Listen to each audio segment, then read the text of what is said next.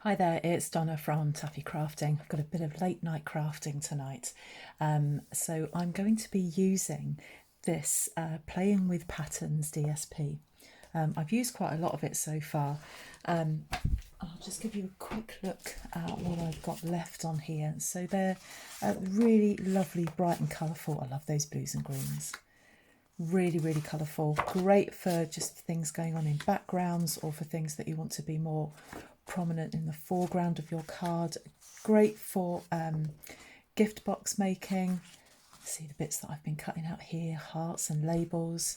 And I use that. I really liked the colour on that. Some lovely blues and some spots. So I've not got a great deal of this left. Love that. Love the yellow and the blue.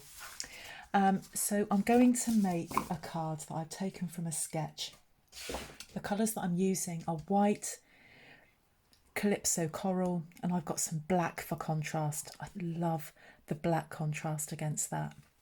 I'm going to be doing some tone on tone stamping as well, not the easiest thing to say, and I'll be using Beauty Abounds, and I really love, I use this such a lot, these two splodges and bubbles, to do some tone on tone stamping.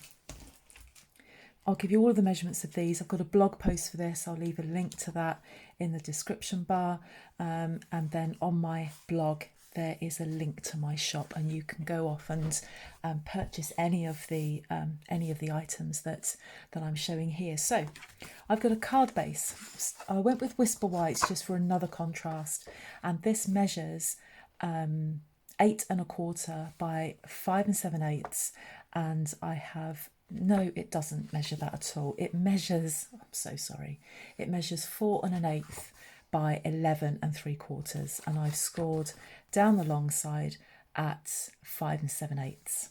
So that's your card base. And then I have a piece of Calypso coral, and this measures 4 inches by 5 3/4. I've got that bubble stamp on a block, and I'm going to get some Calypso coral ink, and I'm just going to lightly tap my stamp into the ink and start to stamp away, turning my block as I go around. Just, it breaks up the uniformity then. And my advice with this, when doing this, would be don't overthink it, just get stamping, because we're going to be covering up a lot of this card anyway. Also go over the edge as well, I would recommend. I've got the light shining against this, I'm struggling to see it, and I'm really not thinking too much. I always find that when I start to think too much about what I'm stamping, it ends up looking really uniform, and I want it to look random, and that's worked quite well on this time. I often do this and it's not, it just looks like rows and rows of images. So there we go. And that works with, if you're doing any type of background. If you have got cardstock in the background of your card and it's looking really plain, I would suggest that you take the ink that's the same colour as your cardstock or something very similar, and then stamp on it, and it just breaks it up a little bit. We're going to stick that onto our white card base, and it should have a very, very slight border all the way around. So I'm going to stick that down with some liquid glue.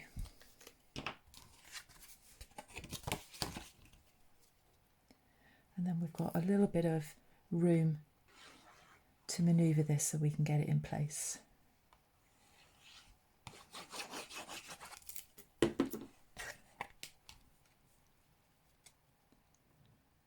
And it is just a very small border, it just gives that white all the way around,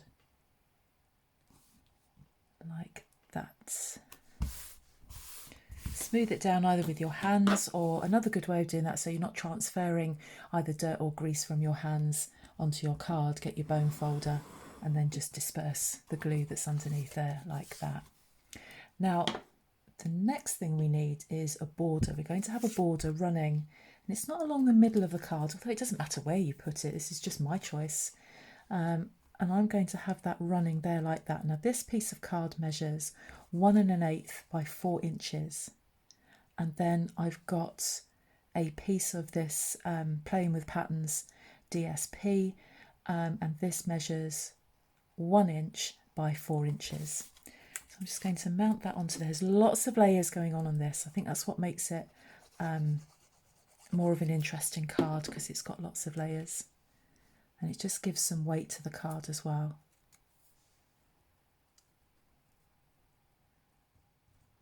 So just put that on there so you've got that border again all the way round.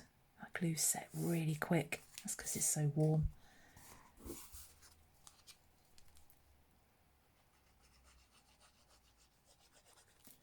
And then I'm not going to overthink too much where I want to put this. I just want it slightly below centre, and then I'm just eyeballing that to get it straight, but you can measure it if you want to. So the next thing I've got are then 2 rectangles, so 2 black rectangles, and these measure 3 1/4, can't remember the other measurement, by 1 1/4, and then these measure 3 1/8 by 1 1/8.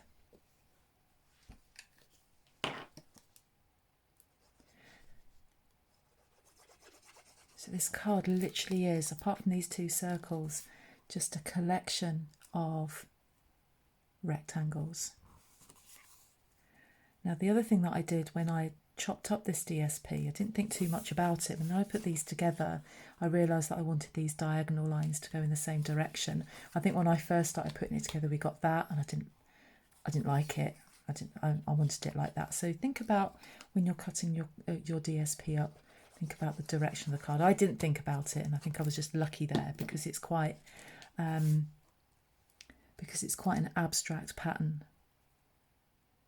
Well, it's abstract-ish. That it didn't really make too much difference, but I just wanted to make sure that I got that how I wanted it. So again, before you stick them down, just check on your placement of this, where you're going to put everything. So we've got our circles on there as well that will go on eventually, like that. And you can have these further up like that if you want, and have your circle up here. It doesn't matter. I'm actually going to be covering this border here, so this border that goes horizontal. I'm going to put that there like that and cover it up. So let's get these down first. You think about the width between these 2 rectangles. Once you've got one down, but remember, you don't want it too far across. You want to make sure that that sits there, so you've got some space in between your circle and the edge of the rectangles as well. So much to think about.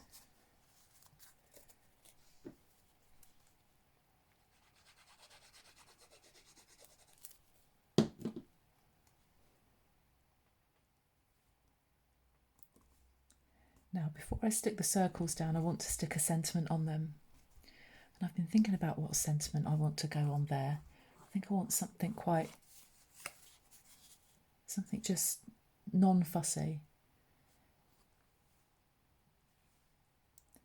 I'm going to put that there. I do want them central, but it's, yeah, stop overthinking it, Donna, it doesn't matter.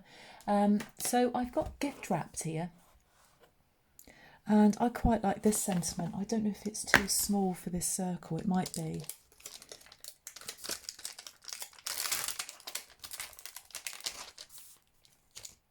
No, I think it'll be all right. Whoops. So let's get a block for that. And I'm going to stamp straight on this.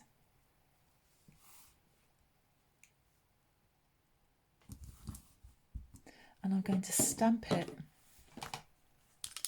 in Stays On. Or you could stamp it in Memento. Or you could stamp it, oh, it smells of marzipan, this. It really does smell. Or you could stamp it in Basic Grey if you wanted to, but I want the black. I'm just going to test this, check I've got a nice chunky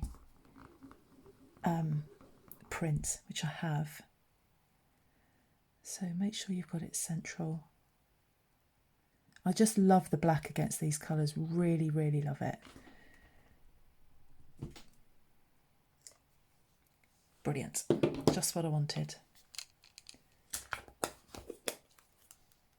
Oh, if you like the smell of marzipan, you'll love the smell of StazOn.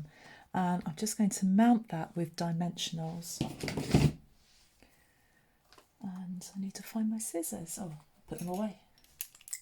That does make a change. Right, let's get some dimensionals on the back of this. These aren't the dimensionals, these are the edges of the dimensionals. I've just cut these edge bits off. They're just as useful as the dimensionals. You don't waste it then.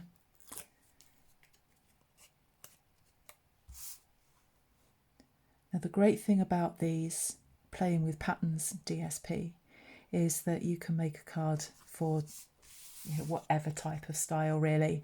You can make them male, female. They're great for kids as well. If you're doing kids cards, absolutely perfect for those. So we've got that there like that, and again I'll probably just put glue on either side of these, I think.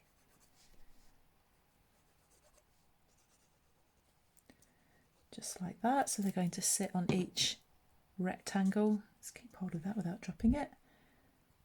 And I'm just going to press that down there. Like that. And that's kind of where I'm going to leave it. I did think I might put something up here, but I'm not. I think this is all about what's going on here. So that shows you how easy it is to make these cards. Go on to Pinterest and just search sketch for card making or sketches for card making, and you will find hundreds and hundreds of suggestions for layouts for cards, and that's exactly what I did there. All of these measurements that I've got on here are on my blog. So that you can refer to those if you want to put this together. But to be honest, you might decide that you want to make these rectangles taller. I think the width of them is fine, but maybe they could have been taller. You could put a different shape here. Just gives you an idea. So I hope you like it. If this is the first time that you've come across me and you'd like to see some more things like this, hit the subscribe button. I'm trying to get as many videos coming out in August as I can, and into September. I'm taking part in lots of blog and video hops, so you're going to see me about a lot. So if you don't want to miss those, pop over to my blog. Link is in the description bar, and you can subscribe there as well. Subscribe by email so that an email will drop into your inbox every time I publish a new project. Thank you ever so much for joining me. I will see you again soon. Bye bye.